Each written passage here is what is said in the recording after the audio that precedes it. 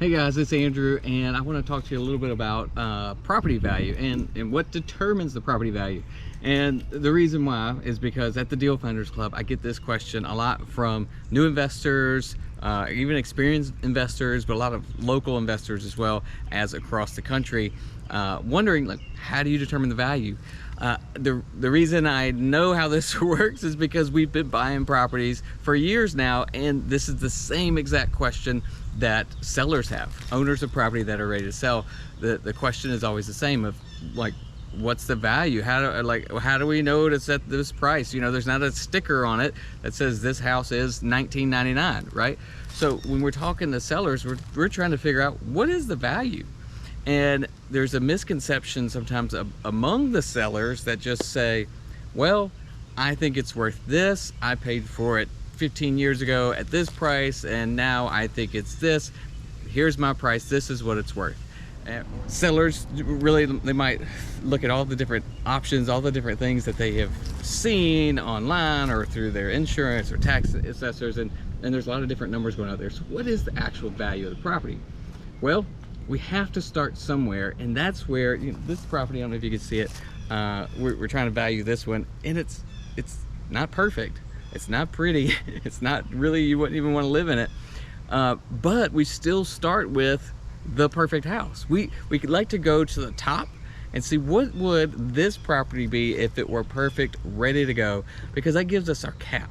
That gives us our max. And what that shows us is what the market, the overall market for this area is doing at this time. And so we have to get to that point. So how do we do that? We look at comparable sales. We look at properties that have sold in this geographic area that are similar in size, shape, bed, baths, construction style, brick, siding, all that. We kind of look at things that are similar, and then we take that as the market value. We say, hey, this house was perfect, move-in ready, and it sold for example, $100 a square foot. Well, this one's not in perfect condition, so we can't say it's worth $100 a square foot if the neighbor's was, right? So we get that maximum value, and then we have to start working down. We work backwards and say, well, what would it take to get to maximum value? How much money would it take to get this property to that max value? So right now, you know, you're talking a roof, you're talking a bathroom, a kitchen, all kinds of stuff. So we'd start adding up that cost and see, well, what would we have to put in to get to the $100 a square foot as the max value?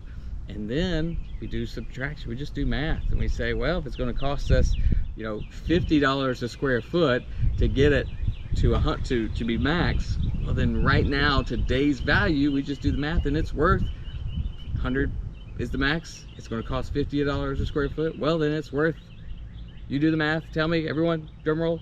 Yes, $50 a square foot max right now as is, okay? And so when we're talking to sellers and we do that math and we show them how this works, if they want us to buy it as a company, we actually also have to let them know, hey, you know, we do this as a business.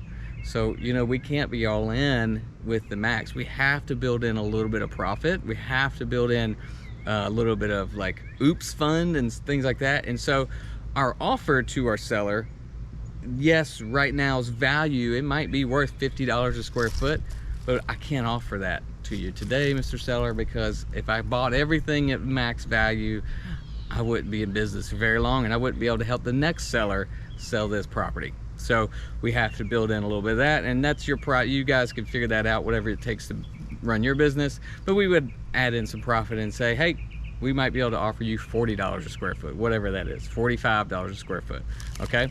And so you take the math of dollars per square foot times the square foot of your home, and you've got the max value, you've got the as-is value, and you've got your offer all right there based on market conditions. What is the market telling you that this property is worth? All right, I'd love to give every seller exactly what they want. I'd love to give them all $1 million for their house, but I can't if it's not worth that as is right now, with a little bit of profit, right? If a little bit of business expenses built in. So that's just the reality of doing business and buying things that you ultimately will sell. So if you're going and talking to sellers, or you're just trying to figure out what your investment properties are worth, use this math. All right, go to the max and then work your way back. All right, if you want to learn more about that, check us out. We are a Deal Finders Club on Facebook. We're on Instagram, dealfindersclub.com. You can find us there. We've got a lot of stuff on YouTube and places that you can learn different videos like this. Hey, I'd love to hear how you guys are using this. Let me know. Put some notes in the comments. Ask questions. If I wasn't clear, post a question. I'll clear it up for you.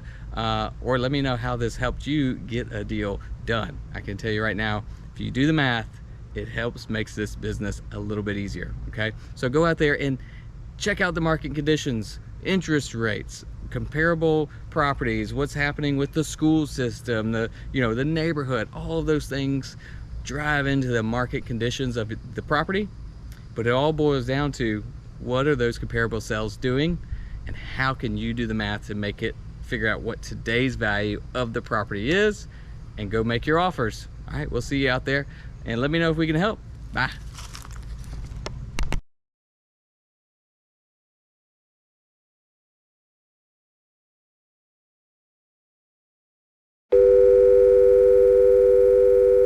Or they might look at the tax value or the insurance value and say, this is what the property's worth, this is the value. Serious? You believe that? Hold please. We're gonna have to cut this, but I'm not trying to do all that. I'm just going to cut it in post edit. That's a video term. That's a you know, that's where the fancy people call it, post edit. All right, we're still going live, and I don't care about this paper anymore. So stop. We're talking about